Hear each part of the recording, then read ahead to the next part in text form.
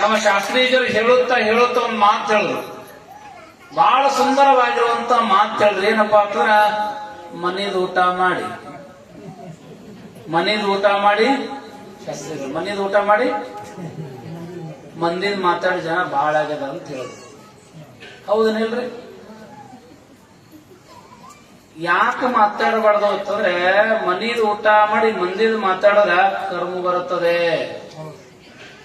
ಯಾರು ಎಲ್ಲಿ ಕೂತ್ಕೊಂಡು ಯಾರ ಬಗ್ಗೆ ಮಾತಾಡಿದ್ರು ಕೂಡ ಅವ್ರು ಇಲ್ಲೇ ಕೂತ್ಕೊಳ್ಳಿ, ನೀವು ಇಲ್ಲೇ ಕೂತ್ ಮಾತಾಡಿದ್ರೆ ಕರ್ಮ ಬರುತ್ತದೆ. ಇನ್ನೊಬ್ರ ಬಗ್ಗೆ ಮಾತಾಡಿದ್ರು ಕೂಡ ಕರ್ಮ ಬರ್ತದ. ಇನ್ನೊಬ್ರಿಗೆ ಮನುಷ್ಯ ನೋವು ಮಾಡಿದ್ರು ಕೂಡ ಕರ್ಮ ಬರ್ತದ.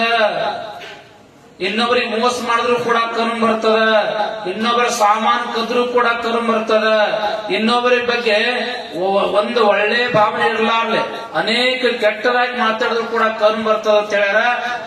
ಕರ್ಮ ಯಾರಿಗೂ ಬಿಟ್ಟಿಲ್ಲ, ತಿಳಿದ ಮಹಾತ್ಮರಿಗೆ ಕೂಡ ಬಿಟ್ಟಿಲ್ಲ, ಭಗವಂತನ ಕೂಡ ಬಿಟ್ಟಿಲ್ಲ.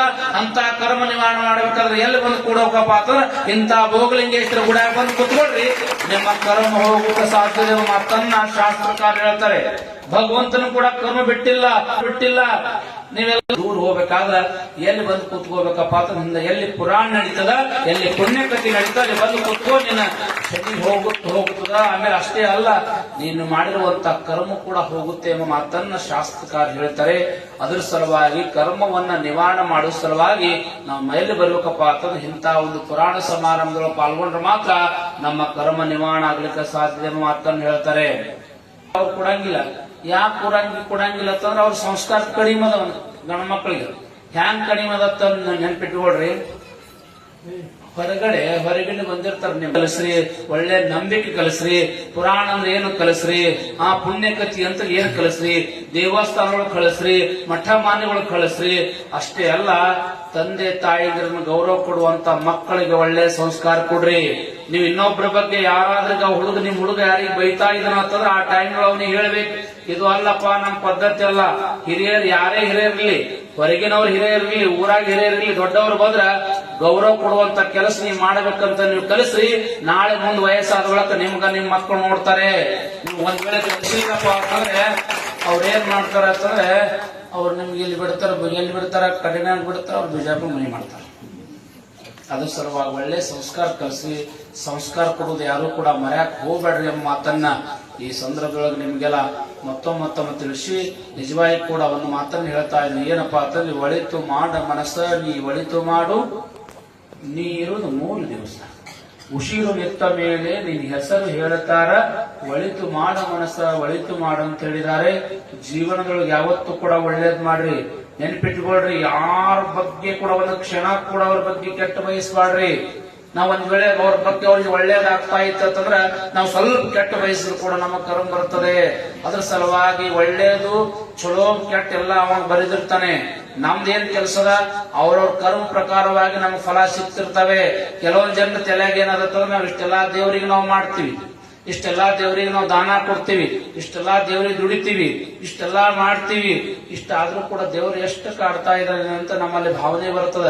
ಯಾಕೆ ಭಾವನೆ ಬರ್ತದ ಅಂತಂದ್ರೆ ನಾವು ಮಾಡಿರುವಂತ ಪುಣ್ಯದ ಫಲ ಕಮ್ಮಿ ಆಗಿರ್ತದೆ, ಅದಕ್ಕೆ ನಮ್ಮ ಕಾಡಾಕ್ ಶುರು ಮಾಡ್ತಿರ್ತದೆ. ಅದ್ರ ಸಲುವಾಗಿ ನಾವು ಎಲ್ಲಿ ತನಕ ದೀಪದೊಳಗ ಎಣ್ಣೆ ಇರ್ತದೆ ಅಲ್ಲಿ ತನಕ ಬತ್ತಿ ಉರಿತದೆ, ದೀಪ ಉರಿತದೆ. ಹಂಗ ಇವತ್ತಿನ ದಿವಸ ಯಾರು ದಾನ ಮಾಡಂಗಿಲ್ಲ, ಏನ್ ಧರ್ಮ ಮಾಡಂಗಿಲ್ಲ, ಅವ್ರು ಬಹಳ ಚಲೋ ನಡೆದ್ರಂತ ಎಷ್ಟೋ ಜನ ಮುಂದೆ ಹೇಳ್ತಿರ್ತಾರಪ್ಪ, ಅವ್ರು ದಾನನೂ ಮಾಡಲ್ಲ, ಮಠಕ್ಕೂ ಬರಲ್ಲ, ಗುಡಿಗೂ ಬರಲ್ಲ, ಅವ್ರು ಎಷ್ಟೋ ಕೋಟ್ಯಾಧೀಶರಪ್ಪ ಅಂತ ಹೇಳ್ತಿರ್ತಾರ. ಇವ್ರು ಮಾಡಿದ್ದಲ್ಲ, ಹಿಂದಕಿನ ಅವ್ರು ಹಿರಿಯರು ಮಾಡಿರುವಂತ ಪುಣ್ಯದ ಫಲ ಊಟ ಮಾಡ್ತಿರ್ತಾರೆ. ಅವರು ಯಾವಾಗ ಈ ಪುಣ್ಯದ ಫಲ ಯಾವಾಗ ಕಡಿಮೆ ಆಗ್ತದ ಅವರು ಕೂಡ ಎಲ್ಲಿ ಬರ್ತಾರ, ರೋಡಿಗೆ ಬಂದು ನಿಂದಿರ್ತಾರ. ಎಷ್ಟೋ ಜನ 30-40 ವರ್ಷ ಕಡೆ ಈ ಊರೊಳಗ ದೊಡ್ಡ ಶ್ರೀಮಂತರ ಪರಿಸ್ಥಿತಿ ಏನಾಗಿದೆ ನಿಮ್ ಕಣ್ಣು ಮುಂದೆ. ಅಂದ್ರೆ ಲಕ್ಷ್ಮಿ ಯಾರ ಹತ್ರ ಕೂಡ ಉಳಿದಿಲ್ಲ. ಎಲ್ಲಿ ತನಕ ಲಕ್ಷ್ಮಿ ಇರ್ತಾಳೆ, ಎಲ್ಲಿ ತನಕ ಭಗವಂತನ ದಯ ಇರ್ತದೆ, ಎಲ್ಲಿ ತನಕ ಭಗವಂತ ನಮ್ಗೆ ಸಾಮರ್ಥ್ಯ ಕೊಟ್ಟಿರ್ ತನಕ ಅಲ್ಲಿ ತನಕ ನಾವು ದಾನ ಮಾಡ್ಬೇಕು.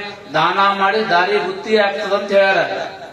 ಸರ್ವಜ್ಞ ಕವಿ ಹೇಳ್ತಾನೆ, ಕೊಟ್ಟಿದ್ದು ತನಗೆ ಬಚ್ಚಿಟ್ಟಿದ್ದು ಪರರಿಗೆ, ಕೊಟ್ಟಿದ್ದು ಕೆಟ್ಟತನ ಬೇಡ, ಮುಂದೆ ಕಟ್ಟಿದ್ದು ಬುದ್ಧಿ ಸರ್ವಜ್ಞ ಮಾತನ್ನ ಹೇಳ.